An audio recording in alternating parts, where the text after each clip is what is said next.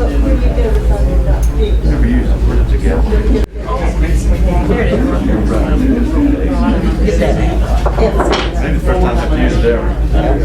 if I can have everyone's attention, please. At this time, we do have 6 o'clock. It's time for the Macon County Board of Education to have its meeting, which is scheduled for today. I'd like to welcome everyone that's here. I think we'll be having a chance for public comment that'll be coming up. But in the meantime, before we get to that stage, there are some things the board will be doing in conformance with the agenda that's posted up on the board on the screen as we go through. So, what we always do at the beginning of our meeting, we always have a moment of silence, and then we go into the Pledge of Allegiance. We always turn to our Vice Chair, Mr. Tommy Cave, to lead us there. So if I would, please, everyone, please rise. Tommy. We've been doing this moment of silence for veterans. Anybody else wears a uniform, and some that don't anymore, because of the fact that this world, what it's coming to. So with that said, we'll bow our heads, we'll have a moment of silence, and remember these people.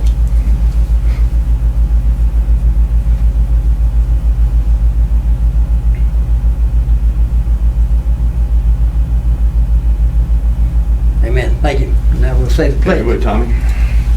I pledge allegiance to the flag of the United States of America and to the republic for which it stands, one nation, under God, indivisible, with liberty and justice for all. Very good. All right, everyone, please be seated. All right, board, as you know, next on the agenda is the approval of the minutes from our meeting on August the 16th and then our continuing meeting on August the 23rd. All the board members have a chance to review those minutes. Were there any questions, changes, deletions that need to be made? Approve as presented. Here now we have a motion that we approve as presented. Do I hear a second? Second. Have a motion and a second. Is there any other discussion? Hearing none, all in favor, signify by saying aye. Aye. Any opposed? So moved. Next is the adoption of the agenda. As I understand, Dr. Baldwin, we have on the fundraising request we needed to add two. One was for the FHS band, and then the other one was from MVI. Is that correct? Yes, sir. Board members, we will adopt it with those two changes. We'll be touching on those, going from there. As chairman, I'm going to ask you, what I'd like to do is to change the order of the thing also. As you saw under our policy was time for a discussion of face coverings. What I'd like the board to do is after we finish public comment, we'll move the discussion on that up to that point, if that is the will of the board. Do I hear anyone like to discuss that or hear a different opinion? So moved. At this point, we're changing the agenda such that the discussion on face coverings and our motions to decide how we're going to do will come after public comment. Do I hear a second for that, or any other discussion? Second. Right. Well, second that. So we have that change. Any other changes or changes to the agenda itself? Dr. Baldwin? No, sir. Mr. Henry? No. All right. This time I would entertain the motion that we approve the agenda with the changes that have been made at this time. So moved. And do I hear a second? Second. Have a motion and a second. All in favor, signify by saying aye. Aye. Any opposed? So moved. Dr. Baldwin, we normally have a spotlight on people in programs. It doesn't look like we have any recognitions tonight. Is that right? Yes, sir. Presentations. Mike is here somewhere. Hey, Mike. Hey, how you doing? We're doing well. Good to see you. Come on up. This is for those that don't know, Mike his firm is one that does our annual audit, and he's given us our results of that. So we're glad you're here. Go ahead. Appreciate it. Good afternoon, everyone. Chairman Breedlove, members of the board, Dr. Baldwin. We're going to go over the audit report. I think each of you have a copy in front of you today. This is for the year ending June 30th, 2021. It looks like you're probably going to have a relatively long meeting here tonight. I will try to be as brief as possible, but certainly if there's any questions that you have during the presentation, please stop me so I can answer those questions, or you can reach out to me later also. But I want to draw your attention to page 1. It's probably the most important item within the report. This is going to be our actual opinion letter on the financial statements. And pleased to report that it is an unmodified opinion that's commonly referred to as a clean audit report. And what that means is when we say unmodified, There were no instances during the scope of our audit where we ran into any transactions or occurrences that were outside the normal accounting and auditing policies. So there were no modifications where you would say everything is appropriately presented except for. So no such items as that. That's the highest level of assurance that we can get on a set of your financial statements. The main thing on the numbers section of the statements that the board always looks at is going to be your fund balance within your general operating fund. And if you turn over to page 15 real quick, I want to go over this statement with you.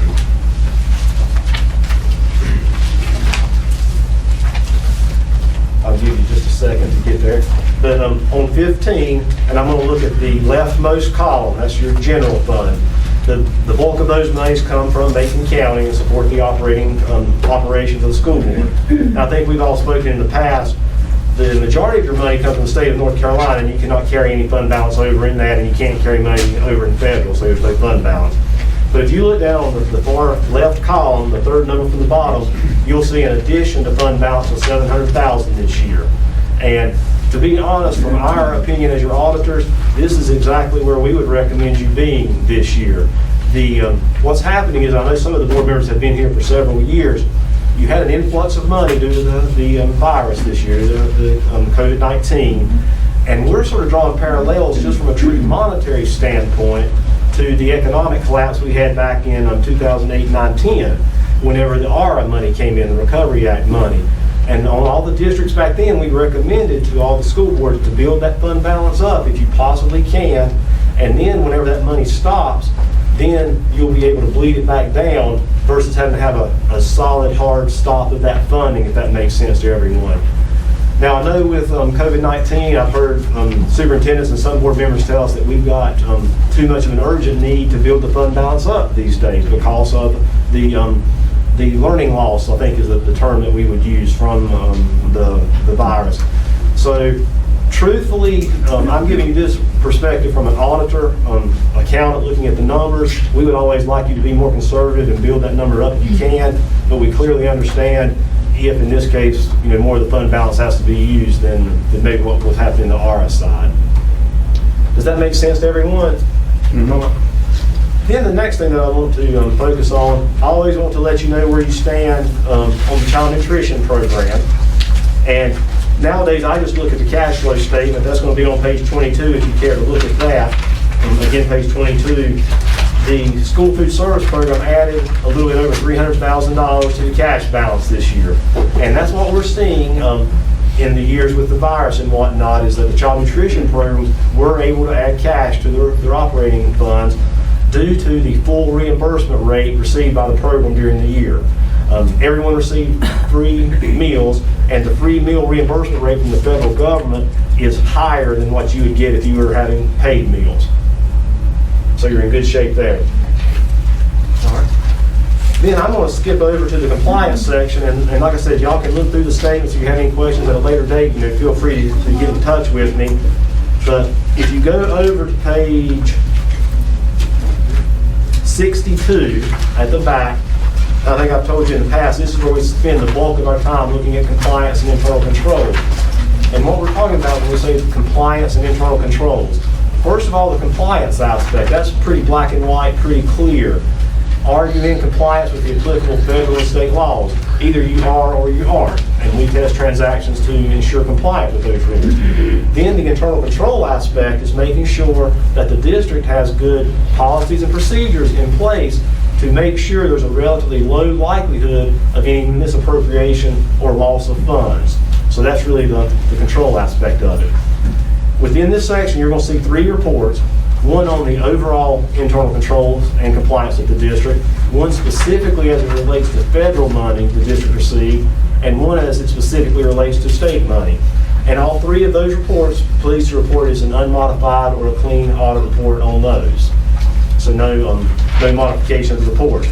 However, you can have what's called a financial statement finding and still have a clean audit report. And we noted one item that is an item in the internal control structure that we need to report to the governing board. If you turn over to page 71, I'll go over that with you. This was an instance during our testing at interim days. We always do this before year end, before June 30th. we noticed that there was one teacher teaching in a classroom that had not passed the praxis test. So the person was not duly certified to be a teacher at that point. So we brought it to management's attention. Management was aware of this instance, and they were in the process of working with this teacher to get the praxis passed. And in and of itself, that's what we would expect to see. If you may put them in a state paid position and they're working on getting the certification. The reason we report this as a finding this time was, as of year end, the person still had not passed the praxis test.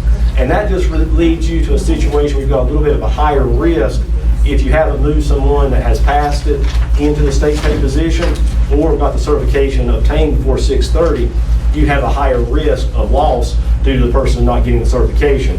In this situation, the person did pass the test subsequent to year end, and we feel that they're going to get a retroactive certification, and you'll have no loss of funds.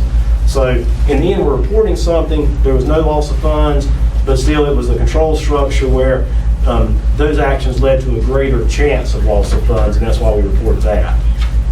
Does that make sense?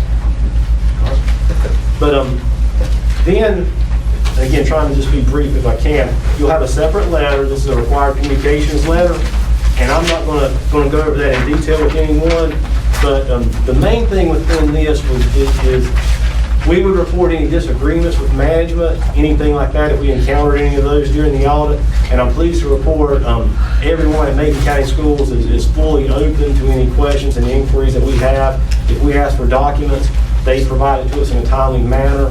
And for us as auditors, if I ask for a document and I know it should be in their desk drawer and it takes the person a month to give it to me, then we start digging in, because what we're assuming is they prepared it after we asked for it, that it wasn't prepared in the normal scope of their job duties. So, no issues like that, in full cooperation with everyone. And we clearly look more than just in the finance areas. We look at the different instructional departments, child nutrition, and the individual schools. So very appreciative of that. Does anyone have any questions for me whatsoever? Board? Sounds like we get a good report. That's what it's all about. Angie, I'm assuming we're going to part friends with Mike and him, is that right? Absolutely. All right. We don't have any questions. Thank you, Mike. Oh, thank you. We appreciate it very much for coming in. As always, Safe trip home. Have a safe trip home, and we'll hopefully see you again next year, correct? Sounds good. Y'all take care. Okay, bye. Next is our time of public comment. Mr. Shields, I think you were keeping track of the sign-ins.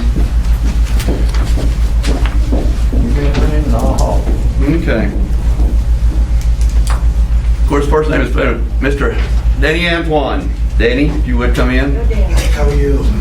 We have the podium for you there where you can use if you don't mind, or if you rather prefer to sit there, you can do whatever you want, as long as we're here to listen to you. I think there'll be a timer on the screen, as you said, because we do have a limitation of three minutes per speaker. It makes me nervous. Focus up here. All right, so I'm Danny Antoine. My wife, Mary Antoine. We own a local karate academy here in town. Work with the kids here extensively, and we work also very closely with the school.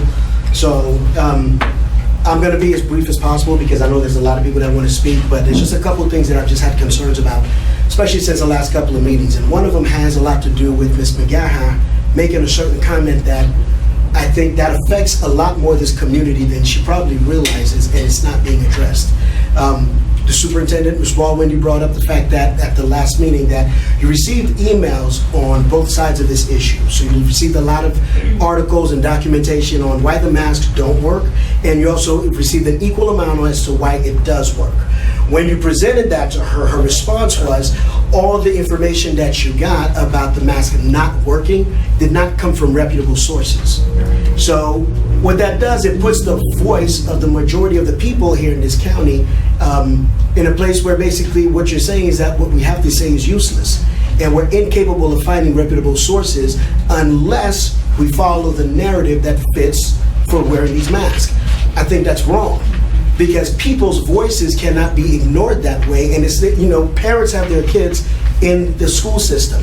I'm pretty certain they've taken the time to do the research, just like somebody who feels like a mask does work. So to just put a blanket statement out there to say that for those of us who have information on the other perspective of this, to say that none of that comes from reputable sources, it's very unfair to the voices of the people who have their kids in the school system and to citizens of Macon County to begin with.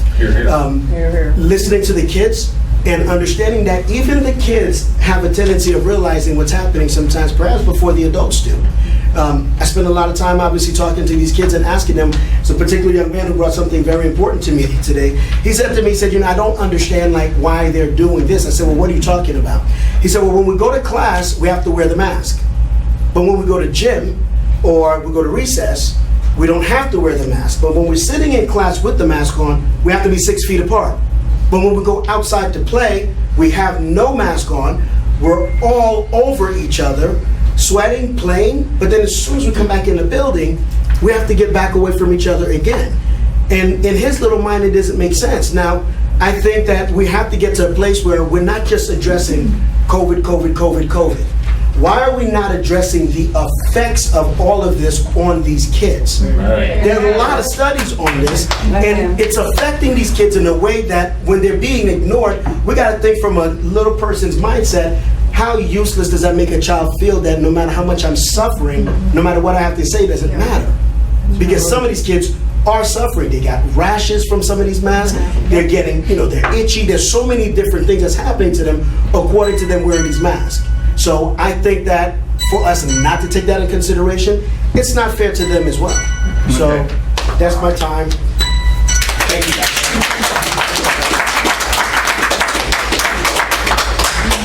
And Danny, afterwards I'll talk to you about Mrs. McGahan. Yes, sir. You understand that's not, she is an employee of the health department, not part of Macon County Schools. Oh yes, and I know that, and I do want to make that clear because I do understand the difference, and I do want to make that clear that that's coming from the health department. I do realize also that you guys have to make a lot of decisions based on what they say. Correct. I don't have a problem with that until we get to a place where voices can't even be heard when it comes to that. That doesn't make any sense. Okay. So, thank you, sir.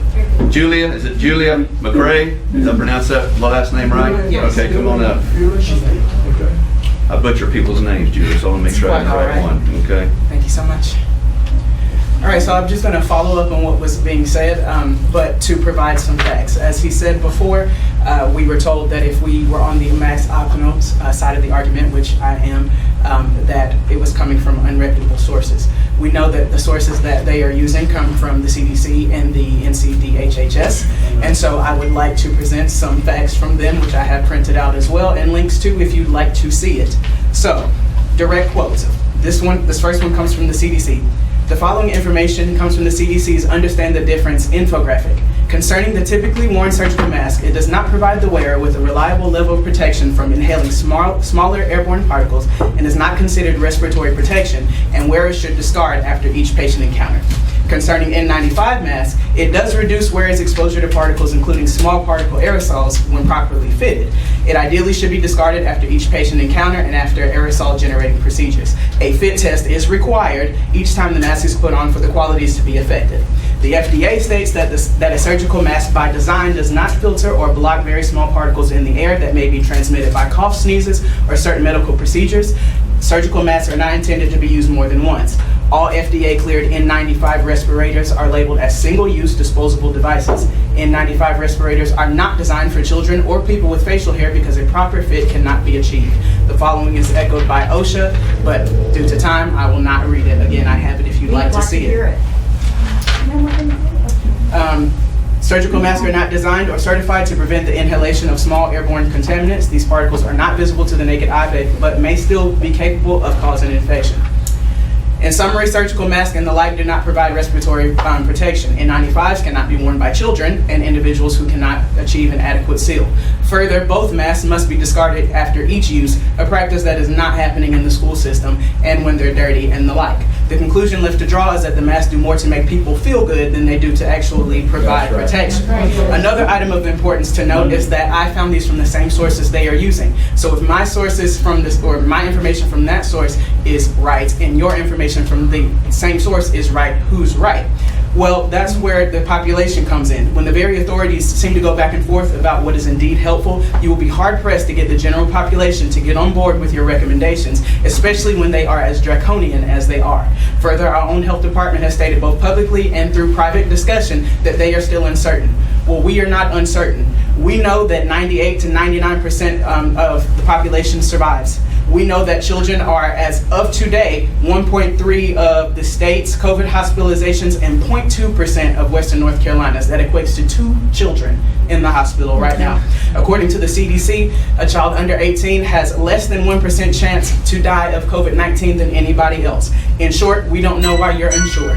Okay, well, I want to keep hearing what you have to say. You know, it's Well, I'm a sorry, shame that's, that- I'm All sorry. this information I can provide you. I know, I appreciate We have 3 minutes limit, that's it. Next on the, next we have Crystal Jenkins. They put us on a timer, not really aggravating. All right, I'm going to try to say what I can in 3 minutes. Okay. I'm a mother, so I would appreciate you to listen to what I have to say. Very first day of school, after a week of mask mandating, my child went to South Macon with no air conditioning. It was 84 degrees in the building at 8 a.m. that morning. 7 a.m. probably is when the first person arrived. By the time it was fixed, to my knowledge, I was told 10:30 in the afternoon, and I don't know if you guys remember the first week of school, it was hot and humid. That first day, they got the AC units supposedly working at 10:30. Do you think it cooled down the schools? We all know that it didn't. All right, so my another problem I'm having, we were just told that they're looking to vaccinate our children the first of this week. By Wednesday, I had a teacher confronting my child or the entire class about the vaccine, just letting them know that it's available before I, as a parent, had a chance to speak with the doctor about it. That's a problem. I don't co-parent with the school. I love my children and I care for my children. I am a mother who is concerned about my children coming home with headaches because they can't breathe in the heat. The middle school has been under construction the entire year. Had we listened to Josh Young and built a new school, it wouldn't have been a problem. But I understand that's not this commissioner's board. It's the Board of Commissions. I'm sorry, not the school board. That's a problem. This entire year it's been under construction. The AC units have not been working properly. So the first day of school also at South Macon, not only was there not air, the gymnasiums weren't ready.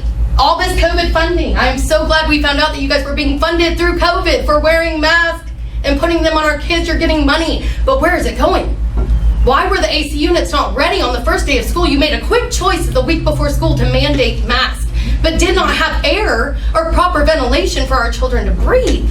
That is a problem, and it shouldn't be in our county. It really shouldn't. What we see in Washington, we shouldn't be seeing on the local level here because Washington is not a good example.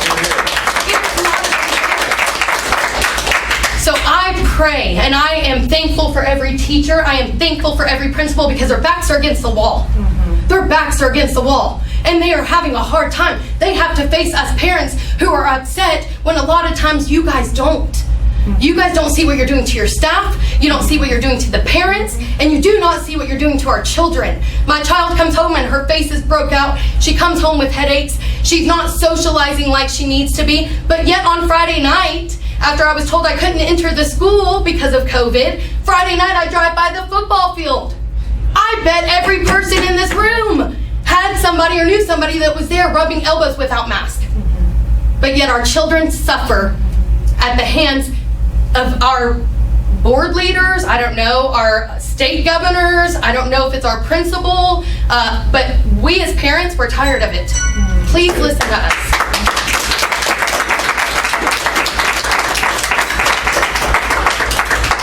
Ms. Parrish, I'm not sure, is it Dell or? You can call me whatever you want, it doesn't matter. Okay. I'm not gonna sit up here and speak about all these things everybody else says. I just want you to hear that y'all are people just like our kids are. I see you out in town every day, no masks on. Not a one. I see husbands out with no masks on, sitting in little tiny rooms with, 10, 20 people. I don't understand how you can have the same standard for yourselves as you have for our children. My kid goes to middle grade. She has 3 teachers that do not wear a mask when they speak up at the front. So you tell me how that's fair. How is it fair? How are y'all letting other kids do this? You're letting one woman, Miss McGaha, decide the whole future of everybody. You're not listening to everybody else. You go by what she says. Her word is gospel. That's all y'all have told us, is we gotta listen to her, we gotta listen to her. I just wish somebody would grow a backbone and tell her, hey, listen, we have our own choices. We can decide on what we want. Parents need to decide on what they want. How many of y'all have kids that are in school right now? Just one. Just one. Grandchildren? Grandchildren don't count. To me, they don't count. My mom don't have a right to say what my kid does. She does. She has a right to say what her child should do. I have a right to say what my child should do. And I just think that y'all need to start listening to parents. There's enough of us out here that if y'all don't have a backbone, we will help you. All you gotta do is tell that woman no. And I don't care if there's other people that want masks. I'm not saying no masks at all. I'm saying give us the choice. That's all I want, is a choice for my kid. She gets on the school bus at 6:30, doesn't get home till 4:30. That is 10 hours a day, 50 hours a week. That is more than any person going out in a regular job would have. 50 hours a week. And there are 3 teachers that won't let them have a mask break because they don't think it's okay. So you tell me, would you want to sit in that mask for 50 hours a week? I know you don't. There's no way y'all sit in your offices for 10 hours a day and wear that mask like you make my kid do. Think about how it would make you feel. Just think. I don't need the whole minute, the whole extra minute. I just want y'all to think. Take that extra minute. I'll take your minute. Thank you. Please, go back.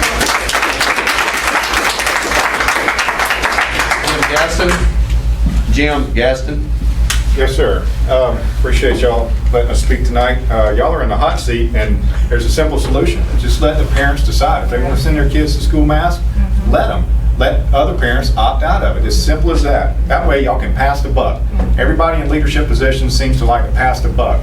So that's your out. That's where you don't have to make these tough decisions. Let it be the parents.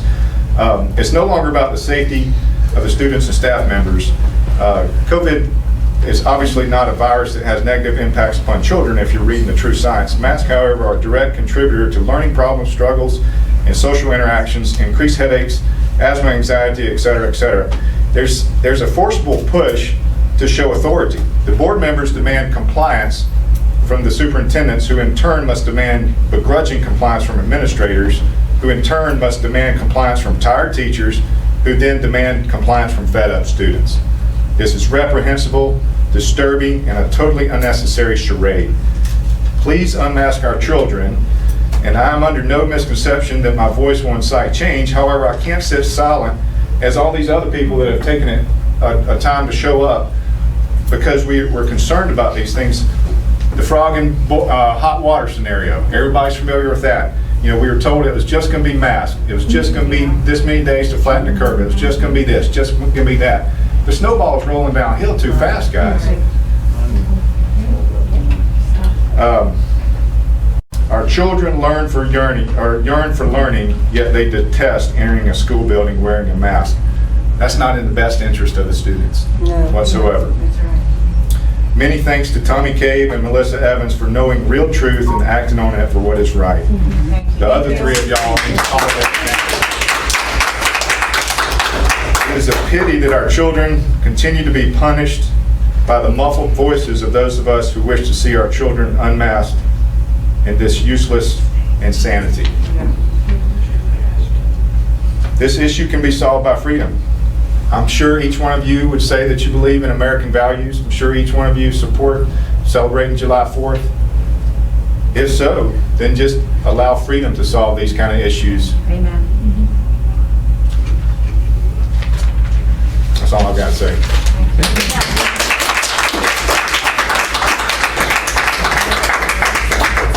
Again, Irma, is it Bradford? Yep. Okay, come up.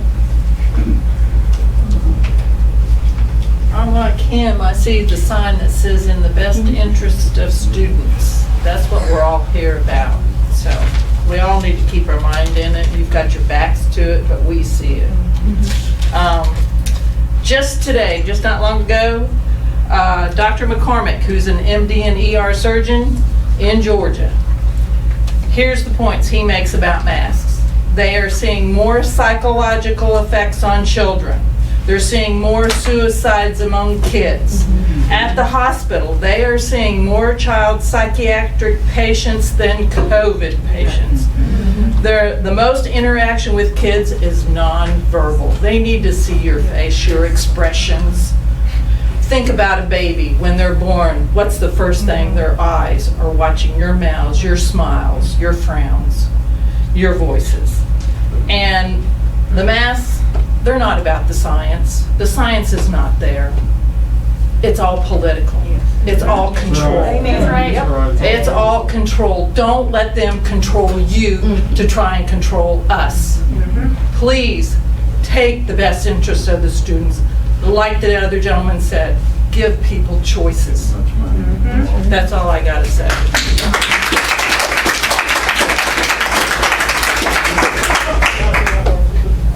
Jamie Miller. That's your mom. That's right. Sorry, give me 1 second. Would you have a seat, please? You can stand up with her, with you if you'd like. You want to stand right here, bud? There you go. We're all here tonight because we all have opinions on the mask mandates. The truth is, masks have become a new wedge issue in our community, and it's become the latest phase of the culture war in our country. There's not a lot of middle ground here, and there's just no easy way of ignoring it. Whether someone is pro-mask or anti-mask, the fact of the matter is that face coverings have become politicized to an unhealthy degree. If a community is at risk, the government may have a duty to recommend interventions as long as those interventions will not cause harm or is the least harmful option. The Hippocratic Oath famously calls on medical practitioners to first do no harm. There's a similar principle in the realm of public health, the principle of effectiveness. If an agency follows the principle of effectiveness, it'll only recommend an intervention that they know to be effective. The problem with mask mandates is that public health officials are not merely recommending a precaution that may or may not be effective. They're using force to make people submit to a state order that could ultimately make individuals sicker. This is not just a violation of the effectiveness principle, it's a violation of basic personal freedom. Face masks in school have become a slippery slope from a virus protection on one hand to mental and physical breakdown in the other. Studies have shown that repetitive use for a long period of time, a mask can cause stress, anxiety, the reduction of cognitive function, increased heart rate, nausea, dizziness, headaches, and several other symptoms like claustrophobic experiences. Furthermore, fast masks can provoke an increase of the stress hormone with a negative impact on the immune resilience in the long term. Face masks also prevent mirroring of facial expressions, a process that facilitates empathetic connections and trust between pupils and teachers and peer-to-peer. This potentially leads to a significant increase in sociopathological stress. During childhood and puberty, the brain undergoes mental maturity through hormonal epigenetic reprogramming, and several studies have shown that long-term exposure to sociopathological stress leaves neuroepigenetic scars that are difficult to cure in young people and often escalates to mental behavioral problems and actually weakens the immune system. Another research shows that a moist mask is a breeding ground for antibiotic-resisting bacteria and fungi, which can undermine the immunity. On the onset of the pandemic, the WHO advised that the use of face masks is not recommended as potential benefits are rather limited. There's a potential risk of self-contamination if used improperly. Humans are intelligent, instinctive, and self-preserving mammals who generally seek to avoid high-risk behavior. The natural law of spontaneous order shows that people naturally take actions in self-protection by consistently analyzing risks instead of ordering students to mask up. Public officials like yourself should get back to playing your most important role, developing a plan on which people can freely make informed decisions for themselves. Thank you.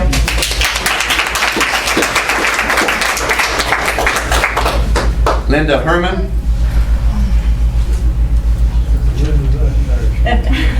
Here I am. Welcome.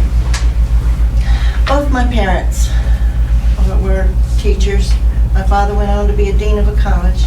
They're both deceased. They would be thrilled to be standing here with me on behalf of the students and the parents. We're infringing on our freedoms. And if we let this be mandated, what is next? I would just like to ditto what Jim, what Irma, what the rest of you has said. No sense in me repeating it all, but I do want you to hear it and take it serious. I'm against mandating the masks and the vaccine. I will never get the vaccine, and I don't want the kids to have it.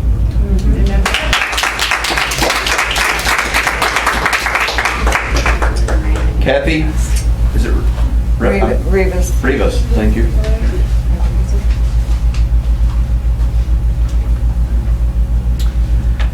I'm here tonight because not only are these kids being harassed, not only are they being enslaved to their God-given free right, their free human right, not their American right, the human right to breathe fresh air. God gave us 3 essentials we need to live and exist on this earth: air, water, food. You don't have the right to take that away from any human being. Amen. No one human being on this earth has the right to take that freedom, any freedom God gave us, away from another free human being. Last Wednesday, my son was told by a substitute teacher in Highland School that because he couldn't keep his mask pulled up over his nose, that meant he didn't care about other people's lives, which made him a murderer. Your substitute teacher said that to my son. Now, when my son told me that, I knew he was 100% telling me exactly what that teacher said to him, because he is not one to elaborate about anything. It's not going into detail. It's very short. But when he looked at me and told me those exact words that teacher said to him, he was telling me the God's honest truth. These students are being harassed, they're being bullied, and they're being punished because of these masks. They're being given silent lunch. It's bad enough they don't want to wear these masks. And just like all these other people have said, you got it right there behind you, in the best interest of these students. But none of you have cared what these students or how these students feel about anything. Beg your pardon. Somehow. Do not interrupt me. You have no right. When I called Principal Jetta Thursday to talk to him about what that substitute teacher said to my son, his response to me was, well, I've had to get on to your son at least 25 times. Excuse me? Is that supposed to justify what your teacher said to my son and calling my son a murderer? No.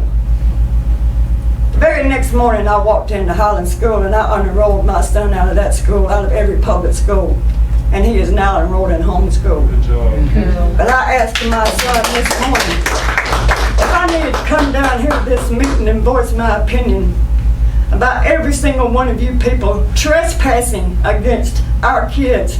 You stand up and ask me to pray with you, and you pledge allegiance to that flag. But let me tell you something. You're trespassing against every single one of us with this mandate for this mask. And when you pledge allegiance to your flag, you have no allegiance when you are clearly have no allegiance to what that flag stands for. Thank you.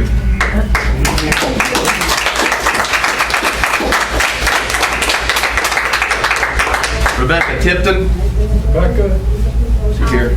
I wanted to thank the 2 members of the board that voted against the mandates. Thank you very, very much. I recognize that. I'm sorry, Rebecca, just a second. Oh, okay.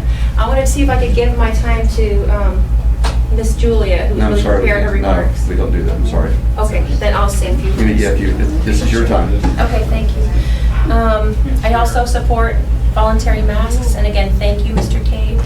Thank you, Ms. Evans. We really appreciate it. Many of us were tuning into the virtual-only session that you had, hoping and praying, that you would come down against this. And we ask you again today to do the right thing and let children breathe in schools. It's harmful to them. That whatever, let me put it this way. There is no way that these masks really stop COVID. They are so porous, and the pores are so large compared to the size of the viral particles. They are not fitted properly. The air is being diverted different directions, but it's still going in the environment. So there is virtually no benefit in this policy to deter the spread.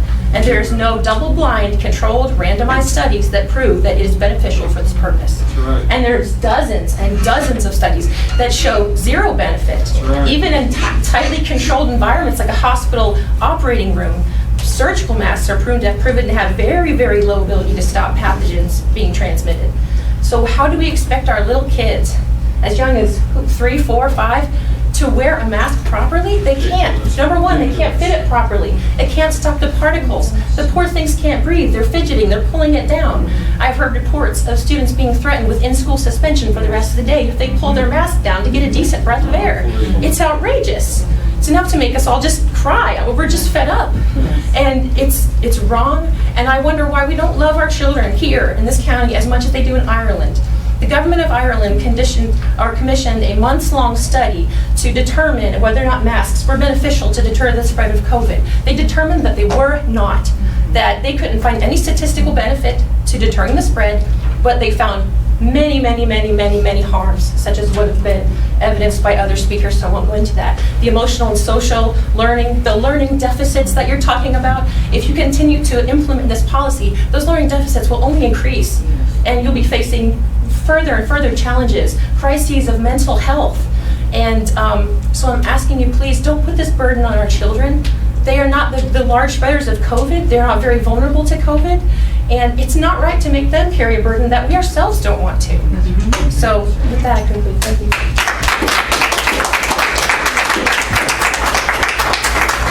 Casey Wilson. Casey Wilson.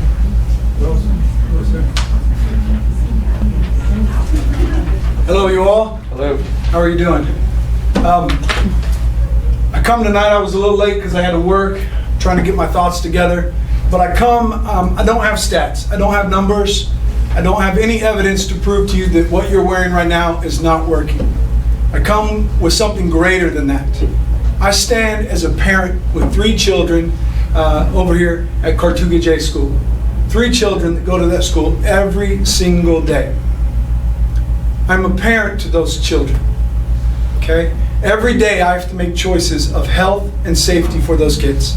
From the moment they wake up to the moment they go to bed, I have to make decisions for their health and for their safety, okay? I come to the schools often.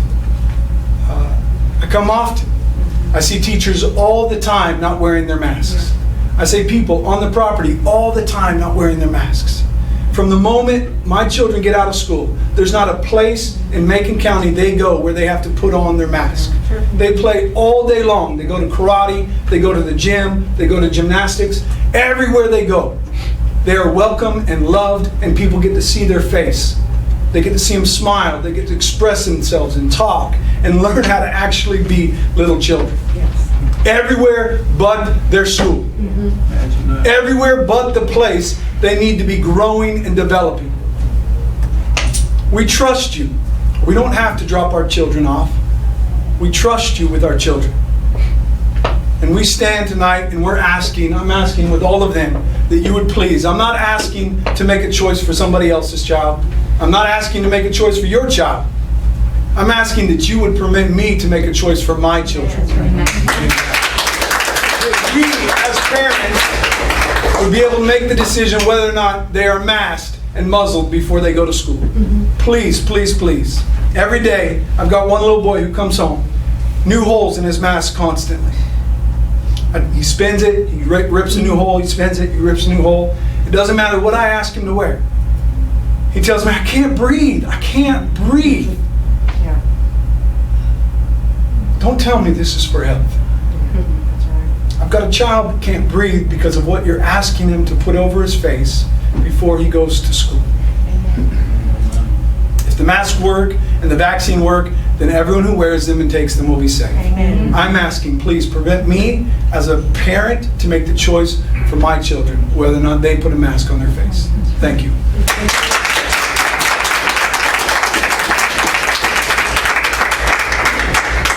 Marcia Rennie, I think that's how I pronounce her last name.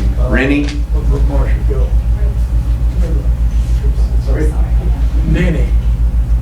Oh, Denny, sorry.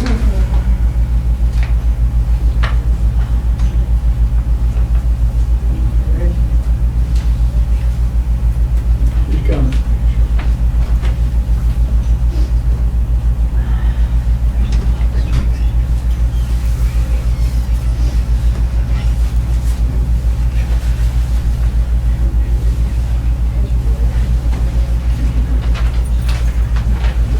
Excuse me for being late. You're fine. Thank you for letting me speak. You've had some really wonderful from what I could hear outside. Parents express their love and concern for their children. It's been really precious. And that has been a really, that has been a prayer of mine ever since I've been here in Macon County, that the parents would speak up. And so I'm so thankful that there is a place that they can. There's a place that people will hear. Now, whether or not they make a decision for the parents, of course, I'm looking at them. And so it's vitally important to remember that when these children were born, they got a Social Security number. And you know what? They're a citizen. They're a citizen, a U.S. citizen of our country. And these guys, these little guys, big guys, they have rights.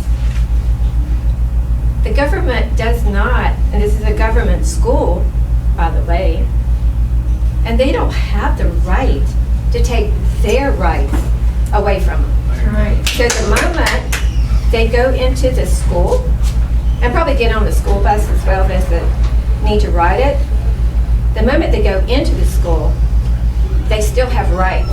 They have the right of expression, they have the right of religion, and it's, you know, it's been taken away from them, and that's illegal. So you guys are part of an illegal system. And we all know the system's broken. It's been said many times, and it'll be said again and again, and it's sad. It's very sad. And you know, this is, it is about the children, it is about the mask, but it's also about the land that we live on, Macon County, and even the state of North Carolina. It's about the land, and the land has been ravaged, it has been desecrated, and it has been violated, and it's been made an enemy of the people, we the people. And so, because of that, you know, God wants to have a change. And He wants you guys to help make the change, and you can do it. Now, I know what the government says, but you know what? You guys have hearts. You have hearts. You know that either they're cold or they're hot. There's no in between, and we know that. We all know that. So what I see is cold hearts. Now, what I really hear too is that there needs to be more of you guys that have heart, a tender heart. Thank you. But thank you. I have about 14 seconds left under a 30-minute total usual public comment period. So He said an hour outside. I'm sorry. I'm advising the board. Just a second. If you would care to extend it, which is the right of the board to do, I would entertain a vote. We have four people remaining. I think it's well that we should listen to those. I'll entertain a motion to extend the period, please. So moved. And a second. Second. All in favor? Aye. Any opposed? So moved. Thank you, John. Yes. Next is Ruth, again, Renley? Yes. Okay, Ruth, come up. I'm not a parent, I'm a taxpayer in Macon County. I have not been to any board meetings of this board before. I've only been following it in the newspaper and also online in terms of the national and international. We can see where this is headed if you look at Australia and you see how draconian the police are there. That's the ultimate slippery slope that we're on right now. Right. So I don't know what the problem is on your side preventing you from agreeing with most of these parents. I haven't heard a single person who says, I want the mask in this room, and then they could be here. They could be represented here as well. But something is preventing you from making the right choice. Is that something part of the budget of your county, of this county? Is it part of the budget? You get a certain amount of money or hidden money that comes from the U.S. government or from the state government? Good question. What's going on? Who's funding this whole project? Why is it so definitely in one direction? Who's funding this? Who's funding you guys? What's happening here in terms of money? I don't, this is just my opinion, but Australia is indicating where this is headed, and we've got to stop it here now. It's got to stop now.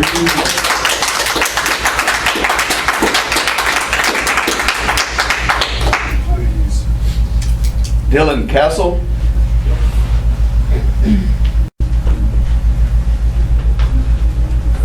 Hi there, good evening. Children's safety. Children's safety, children's safety, children's safety. That's what we keep hearing. That's why we have to have our children wear masks so that they can be safe. That's the whole idea here. Everything's going on right now for safety. God forbid a child gets sick and die from COVID. That's the idea. That's everything that we're hearing. But let me remind you that something very quite obvious. We live in the United States of America. The United States of America is unique in the entirety of world history because our focus has always been on individual liberty. Individual liberty, not human liberty, not the idea that we're one giant group of people and we all share the same ideas and the same values. That's not the idea. It's the idea that you get to self-govern and that the government is designed to allow me to self-govern under certain restraints that we set into the Constitution, built upon the Articles of Confederation, built upon the Declaration of Independence, built upon hundreds of years of human history of understanding that governments are inerrant to grab control at every opportunity. And so nothing that I say here in the next minute and 50 seconds is going to be new of what you've already heard. And that shouldn't matter. Because ultimately we're all saying the same thing. I don't understand why it's such a difficult decision. If you're hearing the same consensus from parents of children, why is it so difficult? But here's what I will say. There's a spectrum of people. People want masks, people don't care, and people don't want masks. If you give people the choice to either wear a mask or not wear a mask, all three people on these spectrums get appeased. Let me repeat that. There's people who want masks, there's people who don't care, and there's people who do not want to wear a mask. If you give people the choice, individual liberty, the idea that parents are responsible for their children, you are not responsible for their children. The government is not responsible for the children. You give them that choice, you appease all three people. I'm sure that you're concerned about the numbers of the children. You're concerned about the numbers that's going to start to drop as you remove the mask mandate. Kids are going to get sick and the numbers are going to go haywire, and that's going to affect your funding. That's where your mind goes, is your funding. It's really not about safety. At the end of the day, you may start at safety, but ultimately it comes down to numbers. Let me ask you something. Today it's about masks. Tomorrow it's about the vaccine, but tomorrow is already here because we know they're already trying to get us geared towards vaccinating our children towards this. But let me tell you something. If you think your numbers are going to drop when you take the mask off, imagine how fast your numbers are going to drop whenever you start forcing parents to vaccinate their kids against their will. Your schools will lose children so fast, they will close so fast, and the parents will find a way. We will educate our children the way we've always educated our children, based upon our own decision, our own people, and our own teachers. We do not need a government to do that for us.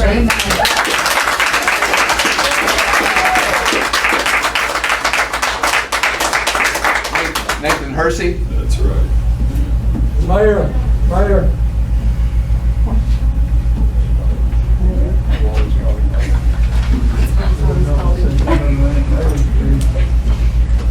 He's not the mayor, but I call him. Okay. We're right here. That's where we're at.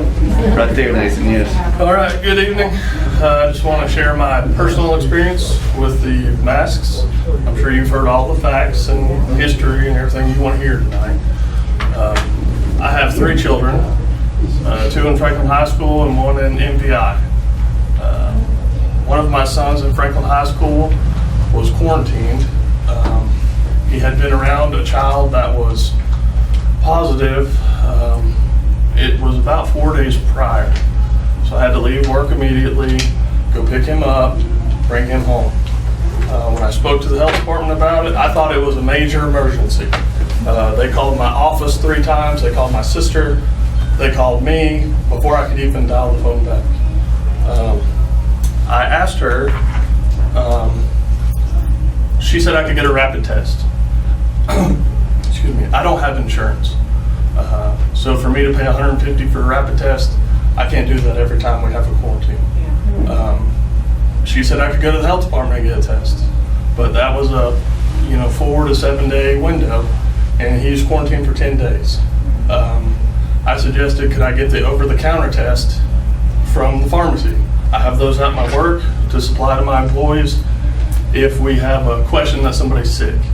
She said, absolutely not, we cannot use that. So he did his quarantine, went back to school. He was there for 2 days, and I got a call back that he had to quarantine again. And when he had went to the nurse's office, he did not have his mask on, and she immediately said, "You don't have your mask on, you're quarantined." So now he's out of school for 10 more days. That's my personal experience with my son. My daughter had exposure at volleyball. Same thing with her. She's out of school for 10 more days. I just ask that, make it a little easier for some of us parents. Like, I know some places are using the over-the-counter test. Hey, if we have a negative result, they can go back to school. They need to be in school. My son's grades dropped from an A in his biology class to an F. He can't do his tests unless he's at school. He tries to keep up online, but it's a lot harder. So I just, I feel it's our personal choice, wear a mask or not, but I also ask that we be allowed to do the over-the-counter test and make it a little easier for the rest of us. That's all I have.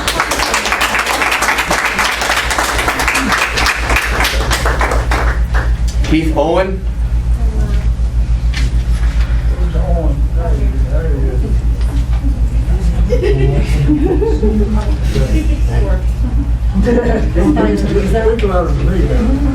Well, they're listening to me. I don't need that. I'd just like to say that I've done a lot of drywall work, and I can assure you I've tried everything to keep the dust out of my lungs, and even the N95 mask, no matter how tight I put it around my nose and my face, at the end of the day, I still have sheetrock dust in my sinuses and down both sides of my nose. They do not, if I can assure you, if they do not stop sheetrock dust, they do not stop viruses. These mask mandates are ridiculous, and they are nothing more than symbolism of compliance to the spiritual wickedness that has hijacked our country. And I would appreciate it come election time if you let common sense prevail.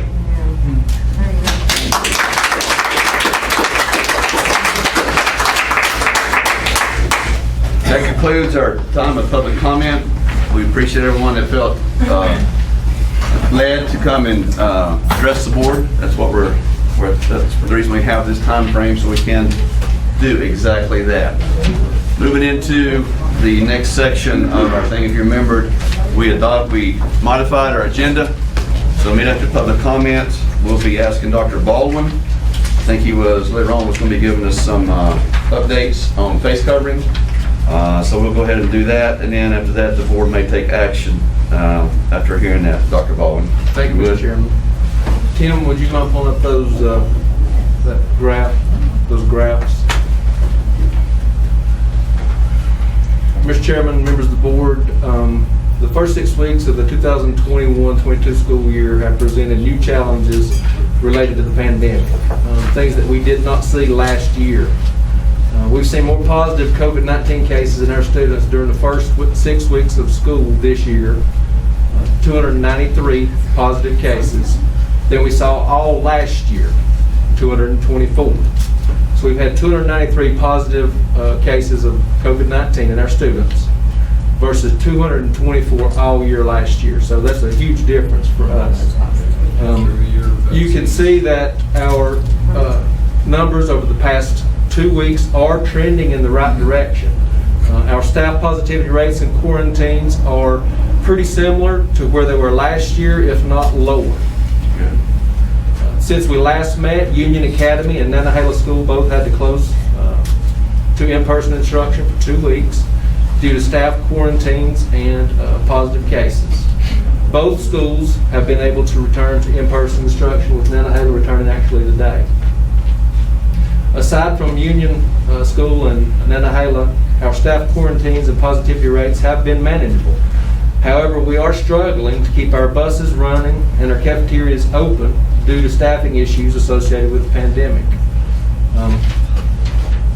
Kathy McGaha and Julie Rogers are online with us right now, and I'll ask them to join us with their perspectives and recommendations moving forward.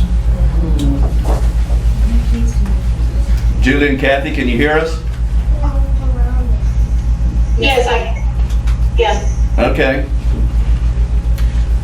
Kathy, before we ask you for your recommendations, can we, Tim, can you pull up that graph again? Kathy, can you see these graphs? No, I can't. One of the things that is on the graph, Tim, if you'll pull it back up, please. Scroll down, Tim, please.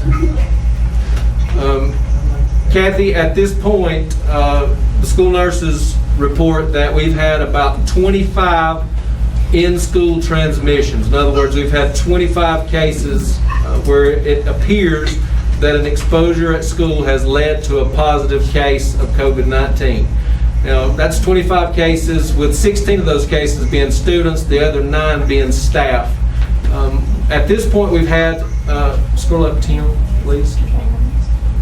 At this point, I believe that we've had 1,086 quarantines of students with only 25 transmissions. Is there any discussion within the DHHS or within the health department about looking at ways to reduce the number of quarantines? Because obviously what we've done has been, while safe in that we've only had 25 in-school transmissions, we've had over 1,000 quarantines, which means we've lost about 10,000 days of instruction,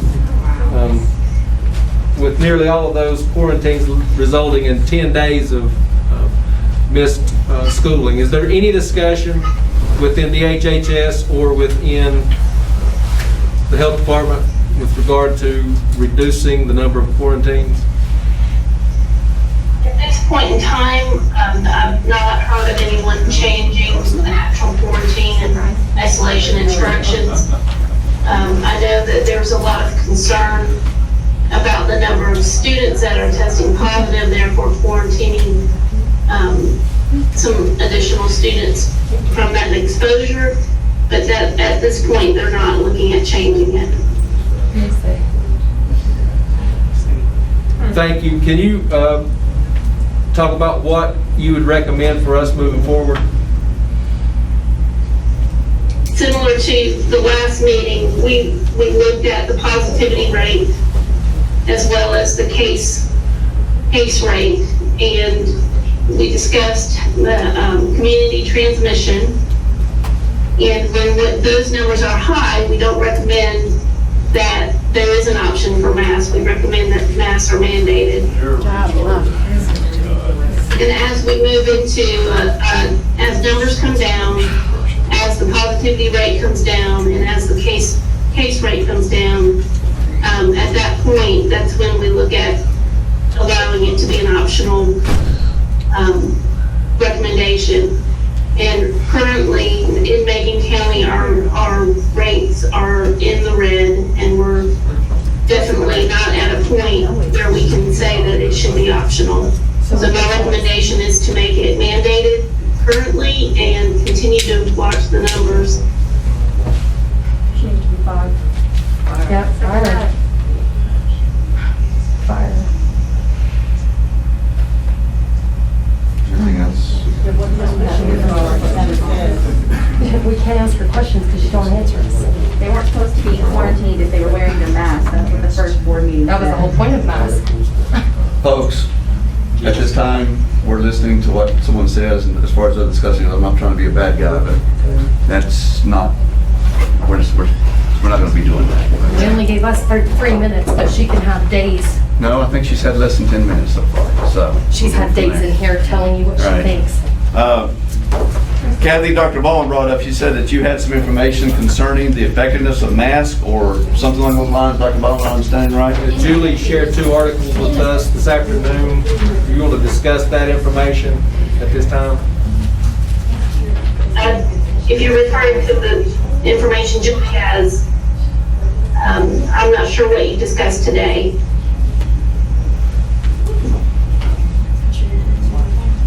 I can discuss a little bit about the 2 articles that I shared with you, were 2 statistical articles that were put out by the Morbidity and Mortality Weekly Report in September 24th that were comparing counties with a school mandate to counties that do not have one. And I won't get into the details of that, but I'll be more than happy to post that where other people can look at it.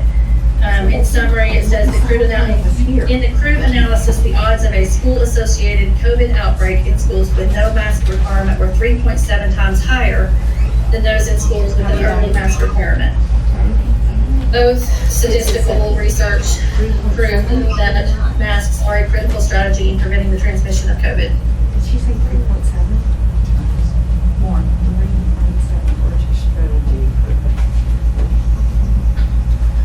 Okay. I think that's all that she had. Is that right? Board members, anybody have any questions of Julie or Kathy while they're online with us? What is our current positivity rate as of today? I'm sorry, I did not hear that. What's our current positivity rate as of today? As of today, it's 26.31%.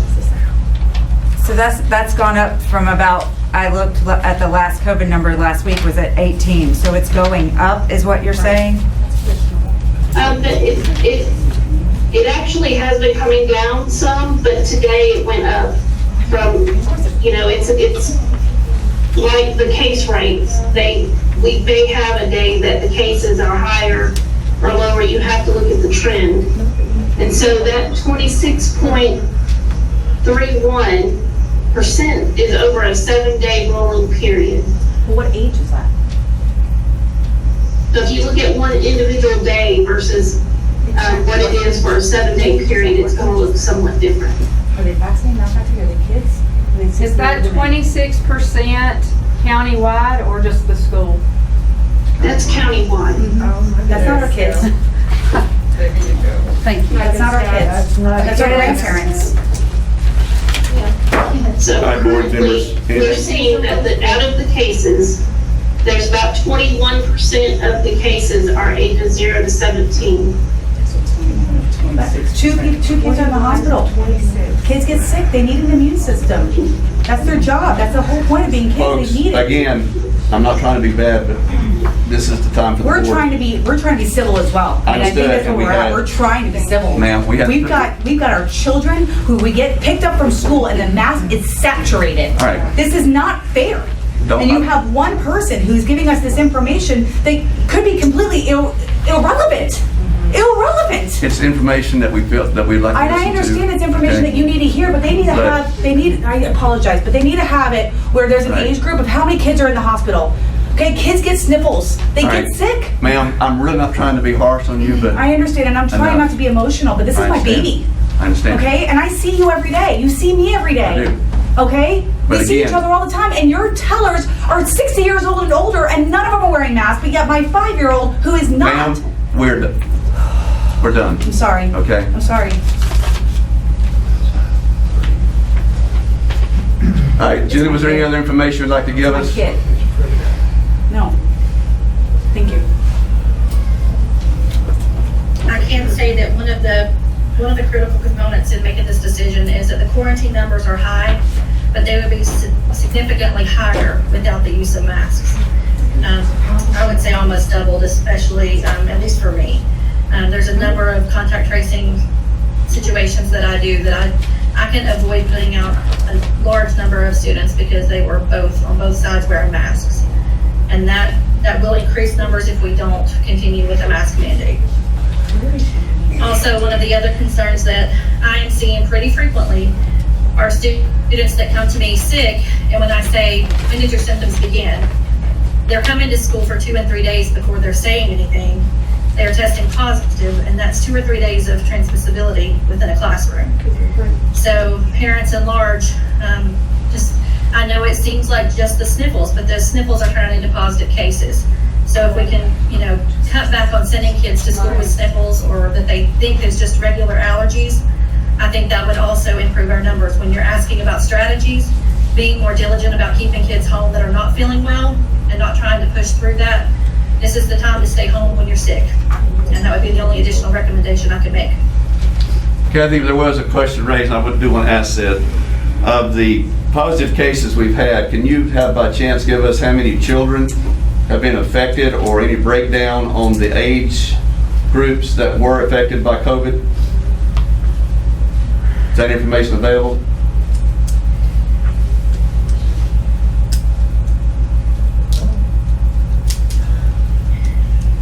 Are you asking how sick they were? No, I'm asking about numbers. I think we had a number ago about the total cases. My question becomes, not that, but do we have a number of how many cases there have been in Macon County of children, let's say 18 and under, that have been found to have been or tested positive for COVID? You have a significant portion of those numbers within that database that he's sharing with you. But we don't have a number in terms of the sheer number, but you're saying that of the numbers that's there, your observation is a lot of those were 18 and under. Did I understand right? 21%. All of those kids are 18 and under. 293 students. So it's 21. So we had 293 students. But have you heard of other cases outside, or what am I missing here? We have 293 students. She mentioned of the current positive, it's 21%. 21% of positive. Okay. So there is a population of students that are in daycare that were positive that you don't have. Correct. So the total number of students that are 0 to 17, I would have to find that number and give it to you. Right now, we know it's around 21% of our current active cases. 300 and some odd. Okay. It was 224 last year, 295 this year, so you're looking at over 500. 21% now. Today, the number was 300 and what? Was it positive cases? 295 the students, I think, on the graph they give of the population. 405, so yeah, another 80 or so. Okay. I have one more question. Yes, Missy.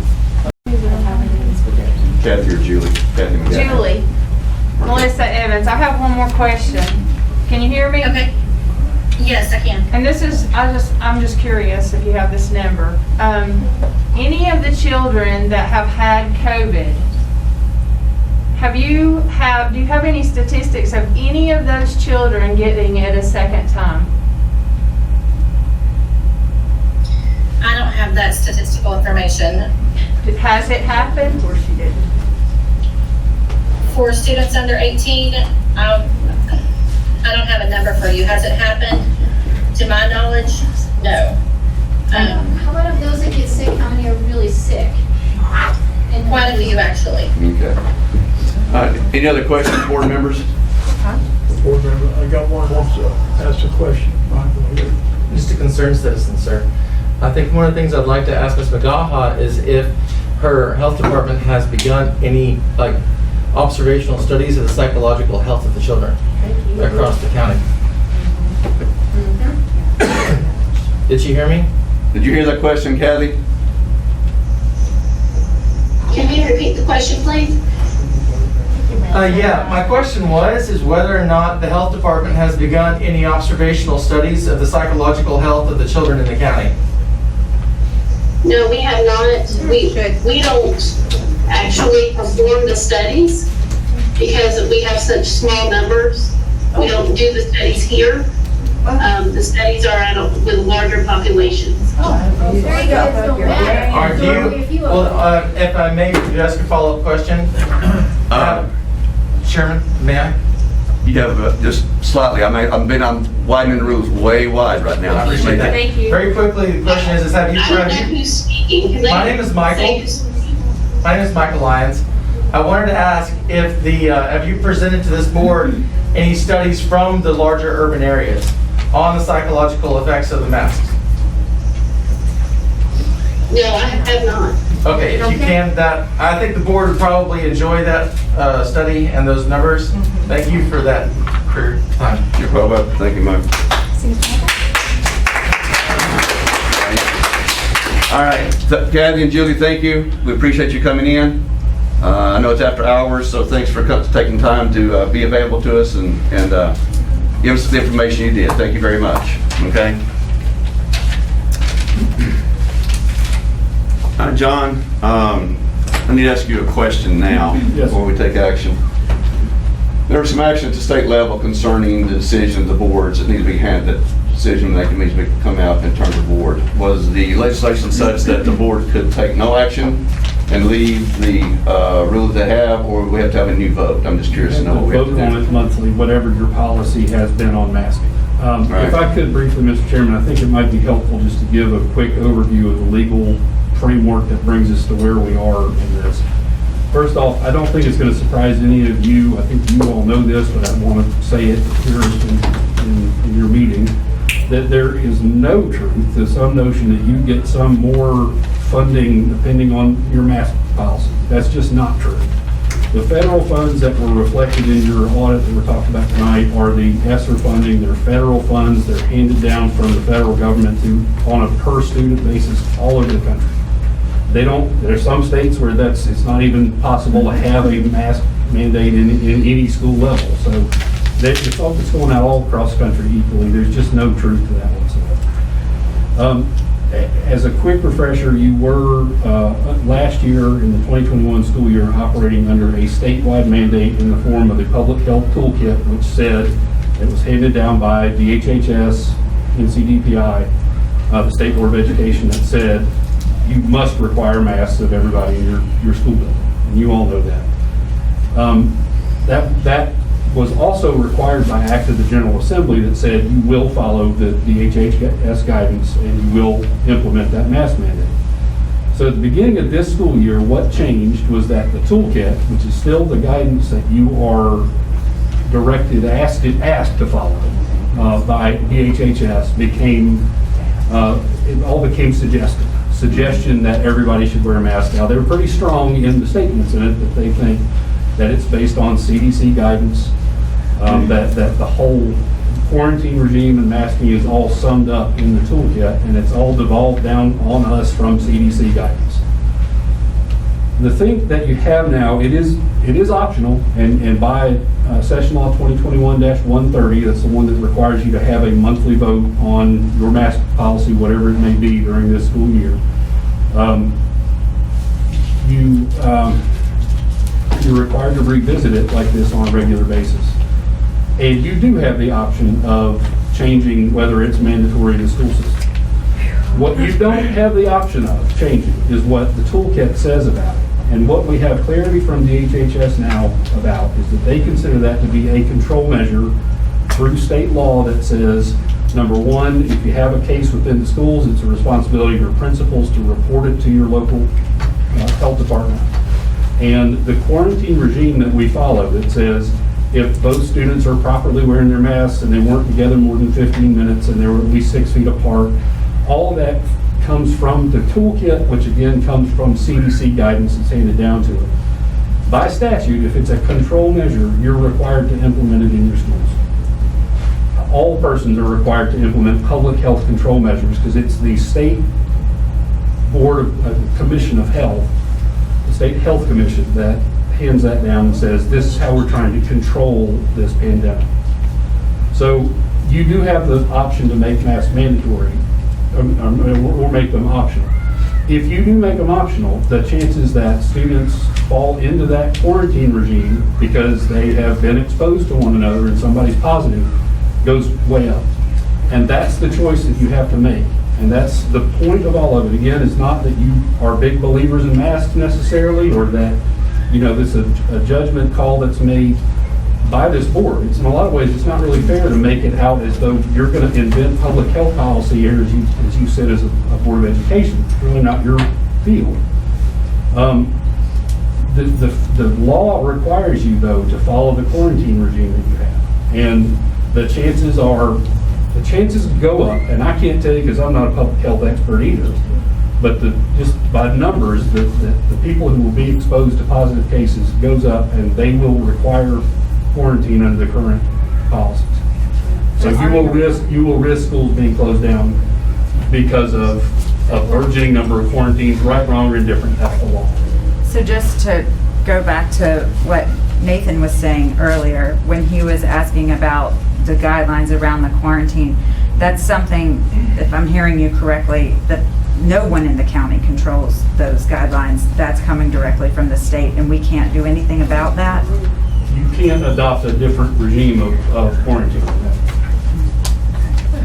If they're wearing masks, why are they getting quarantined? All right, Tim, if you would, please. I think there's one final thing we want to look up. I think of a map of North Carolina. In terms of, Dr. Baldwin, if you would interpret that for us, please. The blue counties are counties who have masks required policies. The orange counties are counties that have masks optional, and the green are considering or will be going back to a masks optional policy.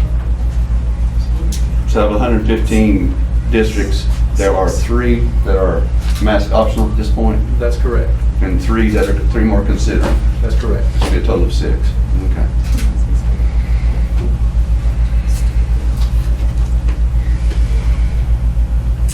Dr. Baldwin, if you could, I want to ask you one more question as we're contemplating this. You've talked to the other superintendents, I think, in the areas.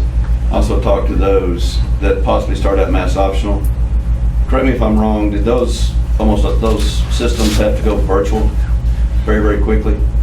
They, in counties that are border Macon County, that began with a mask optional policy, they did see almost twice the number of quarantines that we have seen over the past 6 weeks. Now that county has since gone to a mask required policy. They have seen their numbers come down. Their student ADM is 2,800 compared to ours, which is 4,500, and they had over 400 students quarantined, while we had around 300 students quarantined. Their quarantines have come down since they went to mask required, but they still aren't to the level that ours are today. And Mr. Chairman, on that token, I do think it's worth time, and I'm happy to help review with this, how exactly we're going about the contact tracing, and whether or not there isn't a thumb on the scale toward quarantine when there doesn't necessarily need to be. I really think in a district that has a mask requirement, that the default position ought to be, unless somebody can say the mask wasn't being worn and can affirmatively prove that, then that shouldn't result in a quarantine. Because I do think the numbers have not followed what you should have reasonably expected them to do. Now, I believe the health department when they say the numbers would have been much worse, because they clearly know of cases where they've had both students in masks and not sent the exposed student home because they didn't consider it an exposure. But I do think that's something we can work on and get back to you. Okay, if you don't mind doing that, then that's something obviously I think the goal of this whole board is to try to get to that step there. Well, I think we said that from the very beginning. So, yes, Carol. All right, I have a question too, John. What you're saying is that with the mask policy, without a mask policy, the definition of quarantine somewhat changes, and those kids the numbers of those kids would be greater, which would lead to the possibility of, if they are greater, closing school. Yes. And we saw what happened with that last year. It was hard. It was very, very hard. But that's what we're talking about. Yes. Okay, I just wanted to.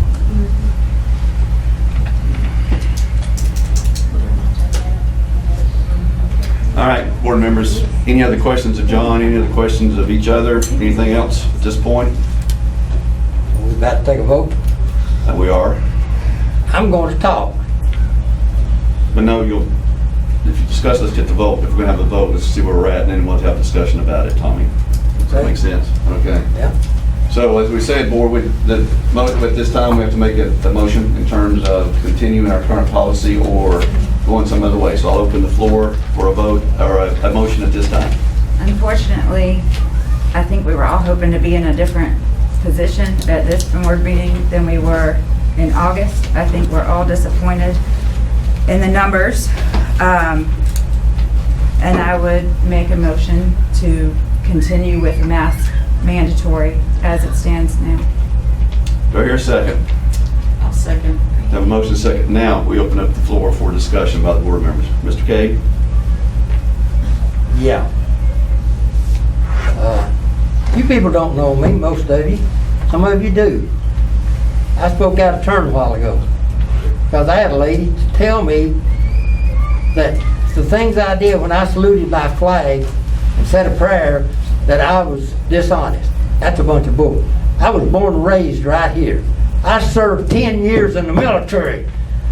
I spent 70 days underwater at a time to preserve the freedom of this country and this county. And somebody stands and tells me don't have these kids at heart. I have kids, I have grandkids, I have great-grandkids. Yeah, I don't believe in masks all the time. I think somebody ought to have their own decision. But I was also brought up to believe that the majority rules. It's not the way it works. Don't always, but it has in my life. And that's the way I feel, and that's the way I'll go the rest of my life probably. And according to statistics, I should have been dead 2 months ago because 78.6 is the average death rate or whatever in the United States. I'm 78.8. So I'm pushing. But I just get tired of, you can't make everybody happy. We know that. The pressure's getting me right now, I'm sorry, but I have spent my life here. And that right there means a lot to me. I may have my back to it, but I've read it. I've been on this board 19 years almost. I know what that means. Somebody to dispute that I don't, that hurts me.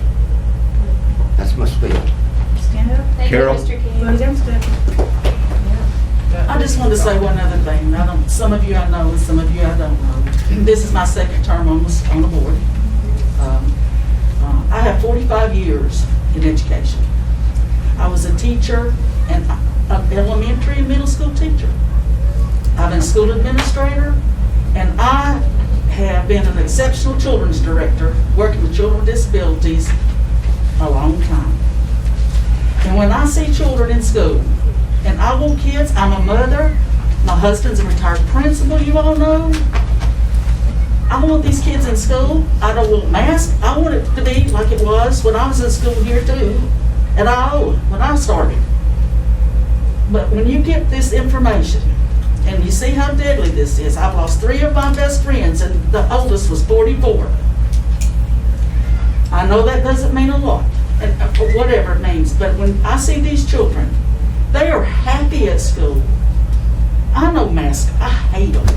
And I know children don't like them, I know parents don't like them, and I don't. But here's the choice that we've got to make. If this continues and we don't do the quarantine definitions, we don't do the quarantining and say you have to stay at home, we have to look at the numbers. And when they get to where they're so big, we're going to have to shut down, and then nobody gets to go to school. So if we can hang together and we can support each other, this is so hard for me. My son's 45 years old. I know they need to be in school. Our scores and our kids have done so much better since they got to come to school than what they were last year. It's amazing. And that's what needs to continue. I'm just asking you, please, hang on with us. We want them to come to school and play on the playground just like everybody else. Till when? When do we have to have? I don't know that. That's the problem. I don't know that. But today, when we make our decision, it's today. All right. Yeah, just please. Okay. Carol, anything else? No. Any other comments by the board members? I would like to say something. Sure, Missy. I think that parents should have a choice, but listen to me here. If I have a choice between my grandbabies wearing a mask and going to school, or getting sent home and the school being shut down, they can't learn at home. And I lost my dad a week and a half ago to COVID. is 84 years old when he died. He was in the hospital for 4 weeks. He'd had the vaccination, and he never left home. So do I think masks work? My personal opinion, I don't. I don't think they make a difference. But if we're told that these kids, my kindergarten grandson, and Anna Hala, has only got to go to school a little over a week total. And there's a couple of things I don't understand, and I'd like to just pose this to try to get an answer is, if they're wearing the mask, why are they sending them home if one person gets it in the class? I don't understand that. And I also have a couple of other questions, and I'd just like for Dr. Baldwin to see about getting an answer on this. It infuriates me that teachers are not giving these kids mask breaks, or they're shaming them for not. Yes. And I don't know that that's true, but if it is, that should be looked into. And they definitely need, if these teachers are not giving these kids mask breaks, they need to have a mask break. Yes. I think they're allowed, 10 minutes an hour? Yes. There's no set time limit. Whether the toolkit's written is that they're supposed to build in mask breaks throughout the day. I think that's, if these kids are going to be forced to wear masks, I think that we need to make sure that they are getting their mask breaks. And I just feel that that's very important. But I'm kind of like Carol. These kids are so important to me. I have 5 grandkids in school right now, and they're my life. And they've been exposed to COVID, and none of them have caught it yet, which tells me that they are building up an immunity to it. Yeah. And if you guys could just hang with us, because we don't want to shut the school down, and that we're going to be forced to do that. And I'm telling you, it destroys their education if they have to go home. It really does. And there is nobody in here been affected more by COVID than me, I'm sure. We've all been affected by it. I'm heartbroken that I lost my dad. And he done everything he was supposed to do, and he still caught it and died. He laid in the hospital for 4 weeks with COVID pneumonia, and he gave it.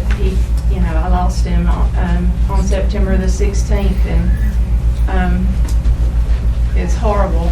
And yet I'm like you. I still believe that we should have freedoms, but I also believe that if we don't do this, we are going to have to send our kids home, and that's worse than them having to go to school with a mask.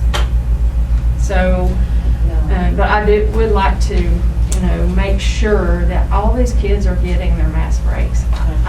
These teachers have got to give these kids their mask breaks. I'm sure Dr. Baldwin's duly noted that, and we'll look into that immediately. And my granddaughter was told she would be sent to ISS if she gets a break. Any of these things, if these are true, they need to be looked into. And I also just want to confirm, if we get it 10%, are we going to be able to put it back optional? Yes, we're going to review this. I think a lot of people are mistaken that when we make an option like it was if we do it tonight, what the motion is, that's going to be the way it is for another 30 days, and that is not the case at all. If we get it 10%. If we get a level that we feel that the quarantines will continue to be discreet and less, and we're able to do that, then we'll immediately act on that and do so, yes. Is that going to be for 1 week period, or you have to have more than 1 week to do that? I just want to say too that I love y'all's passion, and I appreciate your passion and your love for your children, and I feel you. I do. I am just as passionate as you are about those things, and I appreciate every one of you and what you said, and I heard you, and I appreciate it. In addition to what Missy, I just respectfully would like to ask if it's okay. I'd like to just say something really quick. I've been to rules tonight, so I'm going to do it one last time. I'm not trying to be a hard butt. I understand. No, I understand you have a job to do, okay? And I just want to tell you, I'm hearing your heart right now. My condolences to you. I'm sorry for your loss and all of this. okay? What if the statistics that were brought to you guys were a lot more accurate than what the health department is giving you? Would that change anything? I think by what John has described, we have protocol in terms of what information we can accept, and based on, correct me if I'm wrong when I say that, John.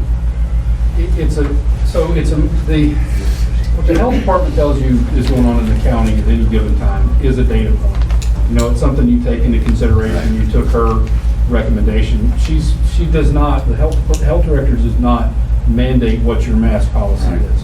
But what drives it is the state health commission's adopted a rule that says this is what we consider a close contact, an exposure to the virus, and that's what will drive it. If everybody's unmasked, the raw numbers say it will increase. But it's a false premise working off Again, control. Sir, please. All right. And I understand what you're saying and it makes sense. However, what I'm asking is, what if the statistics and the numbers that are being brought forth to you all is a lot more accurate than what these numbers are reflecting? Because let's be clear, there's a good possibility that the numbers that are being brought forth to you guys from the public can be a lot more accurate in many ways than what the health department is bringing to you. Would that change anything? You are most certainly welcome to send that information to us, Denny, and we will review it, all right? Okay. I'm not going to say no, because I think, the numbers as far as the decision of the quarantining, trust me, I'm going to echo what Missy said, and then we're going to have a vote. We're moving forward with this. Can I Yes. ask 2 questions? I'll answer Mrs. question. All right, Dr. Bob, if you would answer Mrs. question. Mrs. question was, if we get 10%, can we go back to masks optional? What Kathy told us at the August board meeting was that as long as we are in orange or red, her recommendation would be to have a mask requirement. If we can get to yellow, then she would recommend that we go with masks optional. And that was about 10% transmission, wasn't it? I think it depends on a couple of things, yeah. Trust me, we get close. I think you know where to go. Two All right, quick Hillary. things. In the public comment in August, there was a very valid point made about the children who, their masks get dirty. This happens to my children. They come home, they're not wearing the mask they wore to school because they had to get another one, because I think they like the schools and now they try to get another one. But I want to make sure that we are providing in every school enough that every child can have a fresh one when they need it. That I have not seen this being a problem in my household, but just making sure that each child feels like they can trade it out when they need it and get some that really fit. We have given out probably 50 to 75,000 masks over the last 12 months, and I have sitting in the warehouse another 50,000 masks. Excellent. They're disposable masks, but I have a line on about 40,000 cloth masks that we can get also in a moment's notice that are here in town. So if we have children, because masks are not cheap either, so if we have children who are having a hard time bringing their own, they feel like they can get it. Absolutely, and every one of these masks that we've given out and that we have cost the county, the school system, have cost the school system nothing. Yeah, great. The other thing was about the consistency in having to quarantine. Again, I have 2 children in school. I know what happens in my household. My son had a positive case in his classroom. He did not have to quarantine because they were masked and properly distanced. So that is what I have been hearing more of, but it sounds like perhaps the staff can take a look and make sure everything is consistent across the board to help any of the concerns that the public has about that. And I just, teachers they're gonna have to keep their personal opinions to themselves. Yes. When it comes to talking to these kids, and I just really feel like that's something that as a board, we need to make sure that these teachers are not bringing their personal opinions to these kids. That they're going through enough without having to listen to somebody's opinion, and we just need to be very, very clear that teachers need to keep their personal opinions to themselves as far as what is right and what is wrong. As far as my motion goes, I made it to keep our children in school, and that to me is what it's gotten back to each time we've met, unfortunately.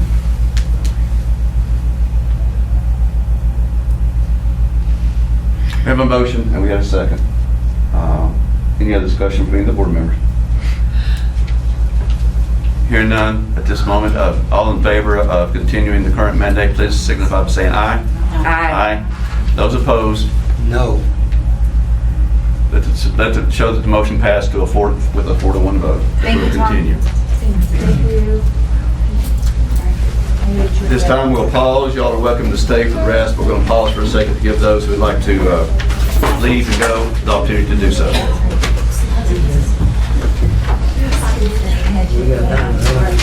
Yes. No reason to pause.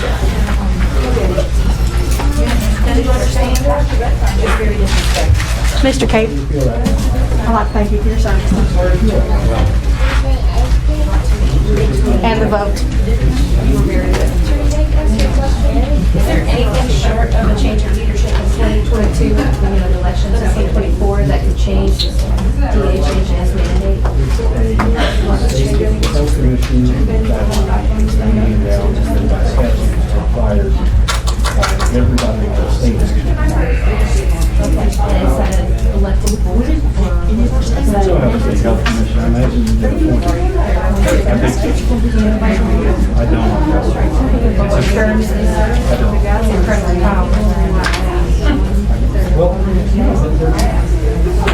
I get the counter argument, but that's not true. If you can see,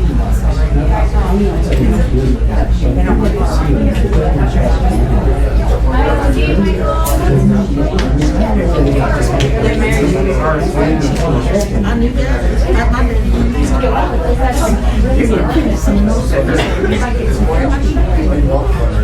Yeah, they There goes the list.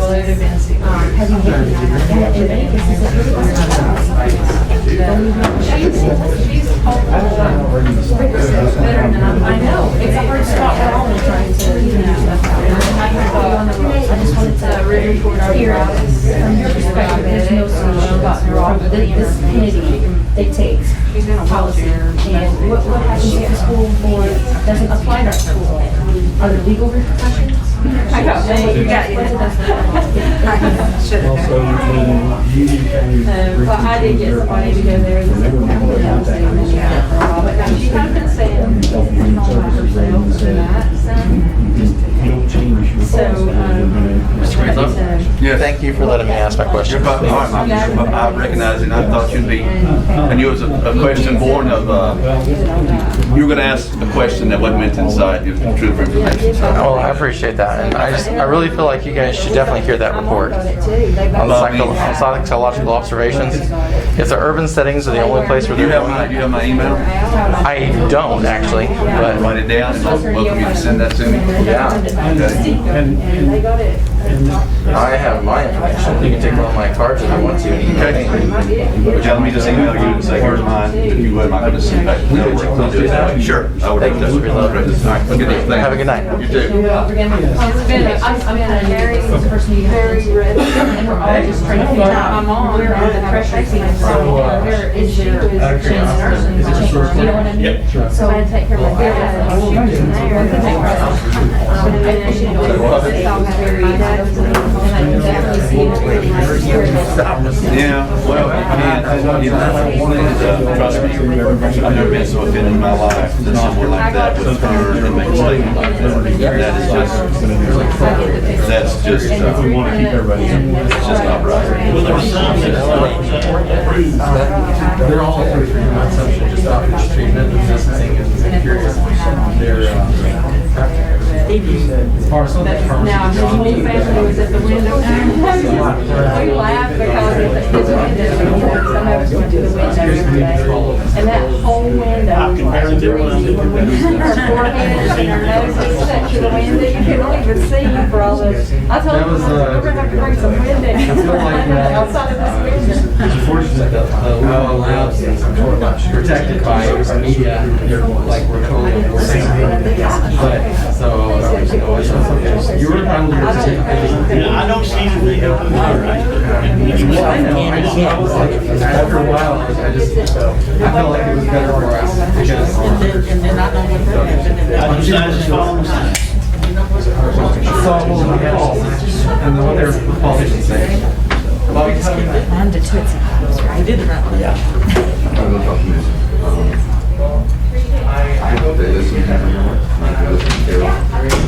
I prayed so hard coming over here. It's not our decision. It's not a decision about the right or wrong, it's a decision about what's the most important thing we're doing, which is that's what drives the whole thing. I'm serious, I prayed coming over here. Oh, yeah, I understand. I understand. That's why I asked. Don't get me ready yet, but I'm here. I guess technically with being correct, I should have called a recess there, Don, but you don't. Well, you'll let me slip by with that one, so thanks. All right, board members, I'll direct your attention back to our agenda. Next on the agenda is informational items. We have, I think, if I'm counting right, 5 overnight out-of-district trip requests. Looks like, well, one of them's making middle, but the other ones I think are all high school. I know Mr. No is here. Yes. If anyone has any questions on the high school, and I think the other one's on Zach is pretty self-explanatory. So, any questions on the request? Move we accept as Have a motion to presented. accept as presented. Do I hear a second? Second. All in favor, say by saying aye. Aye. Any opposed? So moved. Fundraising request. Again, we'll just go through those quickly. I think, Tim, if you'll just flash those up. We're not going to go into detail. I'm going to give each board member a chance to ask a question about those. These were sent out. I think Renee had them in our packet. So the first one was, I know this is, this is a repeat of what they've done in the past. Sandra's here too. Yeah, oh, Sandra. Oh, hey, sorry. Hey. I'm so, ignore me. I'm kind of out there. We've done this in the past, Sandra, correct? Yes, sir. And also the Tootsie Pops. Tim, if you'd flash that up first real quick. I think that's a repeat also, correct? They've done it before. You've done it before, yes. Okay. There was also one more that Renee had combined with that first one that you showed. Our PTO was requesting to do the Stamp One Art fundraiser. Yeah, that didn't make it. PTOs don't have those. Yeah, it's a PTO function. Yeah, the PTO was a separate one than the. Yeah, but what, Chris, we don't approve PTO projects, does that make sense? Okay, yes. They're kind of their separate entity and they do that, so we don't, it's not up for us to, okay? I didn't realize that, thank you. All right. It's good information, but they don't have to approve. Yeah, exactly. Franklin High School, cross country, fundraiser. It's not door to door, which we refer raffle tickets. Questions? Highland School. She didn't know anything. This, I didn't see anything. Yes, that I think caught my these eye. are all, I think these are these, They I do think them. both of these are, they do every year. These are repeats. Yeah. That in the middle school cheerleading. Board members, any questions? Macon Middle School, everybody staying busy, school dance. We're gonna be able to have that with the, We're going to try. okay, enough said. And he's not here, and we can flash those, but let me just in time, were any of these new, Dr. Baldwin, that you know of? I think all these we've seen before, They correct? were all things that we've done in the past. Right. Is any particular one, a certain board member like to see an individual one? Nope. All right, and then South Macon Elementary, I know I saw Allison here. I think, again, these are all things you've done in the past, aren't they, Allison? The only one that was new was PTO, but I didn't know that either, Right. so I just brought that up. But that's Okay. led by the officers from a business owner in town. Okay. What is that strawberries thing? Yeah, that's gonna be March, April, come South Macon. I know Big time. Franklin's gonna be doing it, but. All right, we've reviewed those. Does any of the board members have any questions on the fundraising request? Hearing none, I would entertain a motion. So moved. Have a motion to accept the fundraising request as presented. Do I hear a second? Second? I'll have a motion second. Any other discussion? All in favor, say by saying aye. Aye. Any opposed? So moved. Policy, I think, is there anything else we need to talk about on face coverings, Dr. Ball? No, sir. I don't think we've covered that. Mountain View Intermediate Handbook Amendment, I think this is just something Ms. Breedlove sent in. And Chris, Dr. Ball, is there anything you wanted to add to this? It appears we have some things that need to No, be. sir, this is something that we definitely need to take a look at. Okay. Questions? I entertain a motion for the amendment. So moved. We accept the vacant policy as presented. Do I hear a second? Second. Have a motion and a second. Any other discussion? Hearing none, all in favor, signify by saying aye. Aye. Any opposed? So moved. And John? Yes, sir. By section law 2021-130, I'm required to read all of these to you. And you will probably die. Mr. Chairman and board members, this is kind of a day of reckoning over all of these policies we need to get caught up on. I'm sorry it's so many. We have just had a number of reasons we've missed times to put them together. And I know I have pledged to you, Mr. Chairman, in particular, to be more conscious of your time. I apologize. We're going to have a couple of these where we've got to take a big one. Okay. I'll cut you a little slack. Okay, I appreciate it. I'm happy to answer any questions you have about these. They're all just for first reading and to be discussed at your next meeting or further on if you need more time. Can I ask this before I give you some, just real quickly, John, as I read through these, the current school safety, does that conform, that's still in line with what our current policy is? Looked to me like just the things you changed were pretty much superficial. There wasn't really any drastic change on that policy, correct? Don't believe there is, no, sir. Okay, I read it and it seemed like there was changing in some wording, but pretty much that whole policy stayed the same. Yes, sir, and there's a fair number of these that are not huge changes, and Correct. others are substantial. That's what I thought. And then discriminating and harassment prohibited by federal law, was there any substantial change in that one? Or I was reading it, I didn't see it. No, It was sir, like it's just a That's continuation. a really, really small one. Okay. Graduation requirements. Dr. Baum answered this. Is that something that has been changed by the state where they've changed? Because look, I immediately saw the social studies, for example, how many classes and the requirements. Has there been a substantial change on that across the state? In terms of what's required for graduation? I think it's just the list of the classes to take. I mean, you can see Right. where what's struck out there is American history, founding principles, civics and economics, American Right. history parts 1 and 2. And now there's just a different list of classes and then sort of different options. Those say 3 are still there, or also 2 American history courses, or world history. It sort of just matches what you can take to meet that social It studies. was pretty much across the line, all those were mandated. This is what the state is saying. Yes. That's just a In 3 or 4 repetition of what years, say. they will change it back. They to change it back. this. Yeah. It's shifting all the time. Yes. Okay. I'm going to ask one, this is kind of a touchy one, but I want to ask the question. Yes. I read in here where, on extracurricular activities and student organizations, John, Yes, sir. if I read right, it said that, for example, on sports, that upon a formal request by a student, that that request would be considered by the board.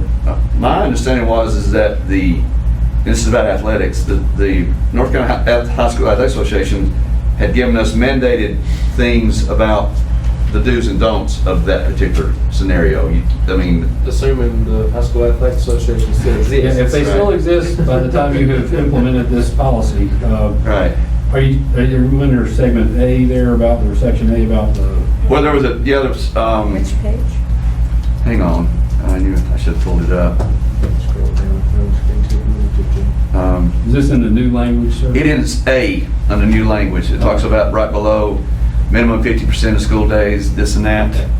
There, it said the North Carolina High School Association rules allow students to participate if a formal request is submitted and some more documentation approved by them. Does that, they're not saying that any of that's coming back to us. Not to It's us. staying the same as what it was. That's correct. Okay. It's an application that's sent to, and I mean, we help a student know where to send it, but I mean, it's just sent to, it's the HSAA and it's completely there. So now that's been changed, it's still there. Yes. Okay, I just want to make sure I hadn't, that was This right. new language just acknowledges that there is such a procedure. That's all. Gotcha, okay.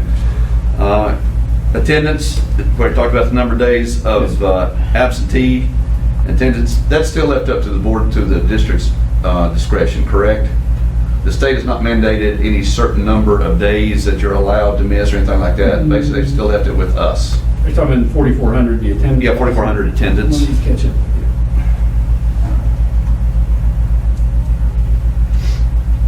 Yes, sir. I think the impetus for this came out of last year and all of the virtual days. Basically, they wanted to get a better grip on what we really mean by attendance. I don't think it is substantially changed. I mean, the amount of time you get to count is theoretically narrowed by this a little bit Right. for your hours of instruction, and it says, you know, basically it's the time that they are in class or, you know, in a or other authorized school related activity. Let me cut to the chase. Let me ask you this way, John. With what we have going on with learning loss and COVID and whatever, Yeah. this is not stripping Dr. Baldwin and our school system making the proper decision about what would consider attendance and whatever and what would classify. That is not being dictated to us. We have to follow a mandate. That's correct. This is more for the district level, what's considered a day for your calendar period. Okay. Or purposes. One final one. Yes. All right, and Tommy's going to throw something at me, but I didn't want to do this. We had employee political activities. Yes, sir. That policy makes some very specific language about employees. Obviously, the teacher should not be teaching class based on their own political views. Right. My question to you is, if a teacher was asked by a student, and everybody, and the rest of it, what is your view? Right. How is this allowed that the teacher does have the right to respond to that question? Yeah, I mean, this is always a judgment call when it comes up as an employment issue, you know, Right. and this has gone on for years and years and way before whatever current issues of the day, where if we feel the complaint that says teacher X is just shouting political statements Right. at their students, we're going to investigate. We're going to find out whether it's curricular in some way, whether it's you know, sometimes, and especially with as divided as everything is right now, people get touchy about a real, just a passing mention. Somebody says, you know, what's your thought on this? It's this. Now, everybody sit down and let's do our class. You know, I don't think there's any sense in, you could not make a good legal case to take some personnel action against somebody who just says, answers a question and then gets on with class. All right. I think if it's completely not, and particularly if it's related in some way to the classes you're teaching, you know. Right. This is somebody who you could expect, and if it's students that are mature enough to ask a question, have a discussion in class, I don't think you'd be doing them any favors to say, we're going to shut down any kind of classroom discussion about any political issue. Right. But that's not the same thing as when it's completely unrelated to the class and it's bringing in campaign materials. And that's the point, is not to have electioneering going on at students, because we don't employ teachers to do that. So this, and another challenge for us is, you know, back to Missy's point earlier, you know, what is a teacher's personal opinion now? Because you have so much information on both sides. Masks shouldn't be worn. Masks should be worn. When does it become a personal opinion or an established opinion? You know, those lines are really blurry right now. so that's kind of get to the final question. So this thing, we're not raising roadblocks to our employees and putting them in harm's way any more so than what would. I mean, this legislation is not putting roadblocks into the affected teachers, and they're not going to be held out if something, just on the scenario I asked for, correct? Yes. Okay, I'll shut up. Thank you, John. Any other questions, board members? These are all the first reading. We always have the option after seeing those that we could vote on it tonight, or we could move it forward to review it tonight and vote on the next meeting. I'll throw my little 2 cents in based on what John is telling us, that the number that's coming after looking at this, and thank y'all for listening to my questions. I know y'all, I caught Tommy rolling his eyes there, by the way, but that's Not me. all right. What's the board's pleasure? Would you like to treat this first reading, or possibly would make a motion that we just go ahead and I think we've approve read these? them and we understand them, and you know, that's just something to add on next time. I'm ready to vote. So I take it you made a motion that we waive Make the this motion. accept and go ahead and accept the policy and the changes as presented. That's my motion. Do I hear a second? Second. Any other discussion? Hearing none, all in favor, say by saying aye. Aye. Any opposed? So moved. Thank you, John. Thank you, Mr. Test data, Josh. Hey there. And we're gonna put the clock up, by the way, just so you know. That's fine. I will be brief. I think he can do it in under 3 minutes. So we do have our 2021 test data in. And one thing that we all know for sure, given the pandemic, caution is in order as we're viewing the data and looking at the test scores. But it also gives us an opportunity to inform strategies for academic recovery as we move forward. As to be expected, before we get into it, we are down when comparing the pre-pandemic to our current data. But that was a trend that was across the state. So on average, students scored across the state 13 percentage points less than they did pre-pandemic. And we knew that would be the case, but I still think we need to give props to where they are awarded. We're proud of our teachers, we're proud of our administrators, but especially our students and our families for what they've been through. And all in all, they really did great. I think looking at the different cohorts and the different standardized tests that the students took, they scored better than we actually thought they probably would. And what we were able to do, I looked at just the reading EOG comparison, and now this is for grades 3 all the way through 8. We actually scored 10% less than we did pre-pandemic. So given that, that's not too bad across the board. And I also had a chance to look at comparable districts, 2 in particular, and we did score better than they did. Not that it's always, a competition, but you do like to kind of see where we are positioned in amongst our peers to see if, what they're doing, maybe we need to tap onto or whatever the case may be.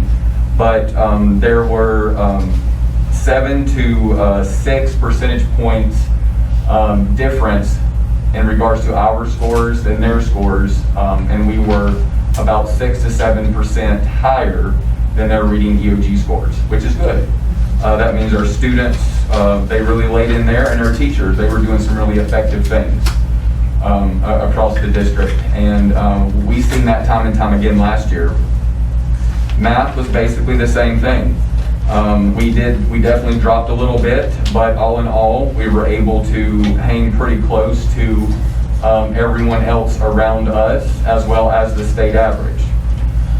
We do have some work we need to do, but that's going to come. And we feel really confident. Our administrator, just in talking with them, teachers are having the right conversation, and they're actually really going back and trying to lay those foundational skills for our students. So we feel confident in regards to that.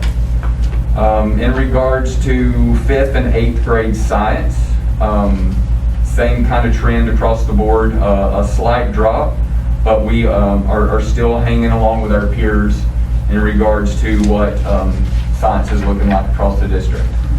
So there are really no major areas that we feel we have to truly focus on or that is in crisis mode. We just know we need to be able to present the content to our students and to have the opportunity to teach them face to face. And that is what we will continue to do. One thing I wanted to point out is in regards to our achievement levels, if you compare Macon County schools to the state of North Carolina, we were considerably higher across all tested content areas. We had one area that dropped just very slightly, and that is biology, and biology is very tough. But other than that, we are doing very, very well. So if you have any questions in regards to the test scores in front of you, I'll be glad to speak to those individually. But I feel like we are positioned in a good manner, and we can make some gains as long as we can keep our students face to face, and that is our goal. Mr. Chairman, one of the first things that I look at as the superintendent is our composite score and how well our composite score compares to the other school systems across the state of North Carolina. And basically what the composite score is it's the combined score of all of our end of grade and end of course tests. And across the state of North Carolina, 115 school districts. prior to the pandemic in 2019, we were 31st out of 115. After the 2021 test data came in, I checked our composite score first thing, and we are 31st out of 115. So our standing in the state didn't change. Some school systems did better with the virtual learning than we did. We were able to return to in-person learning faster than others. So I think that balanced itself out across the state. Now, as Josh pointed out, we do have some areas that we'll focus on, but primarily it's just to get all of our students back to where they should be as soon as possible. Very good, thank you, Josh. Anyone have any questions? I'm encouraged. I think it's kind of, I'll say something after a while. Thank you, Josh. Yes, sir. Buildings and grounds, none. Business finance, none. Board of Education, Dr. Baldwin. Have I missed anything? Is that still okay? Superintendent information, coming events. Other than a slew of athletic activities over the next few weeks, the only coming event that we have of note is the next school board meeting on October the 25th, I believe. Okay. Closed session. Mr. Chairman, the reason for the closed session is one set out in GS 143-318.11A1 to prevent disclosure of privileged or confidential personnel information pursuant to GS 115C-319 through 321 and student matters pursuant to GS 115C-402 and 20 USC 1232G FERPA, as well as 143-318.11A3 to consult with an attorney employed or retained by the public body in order to preserve the attorney-client privilege. And I don't anticipate, Mr. Chairman, other than approving the personnel report, we'll be taking any substantive action to come back. We've had the motion and the reasons to go to closed session. I entertain a motion. So moved. A motion to go in. Do I hear a second? Second. All in favor, say by saying aye. Aye. Aye. Any opposed? So moved. Jim, I'll need to pull this up.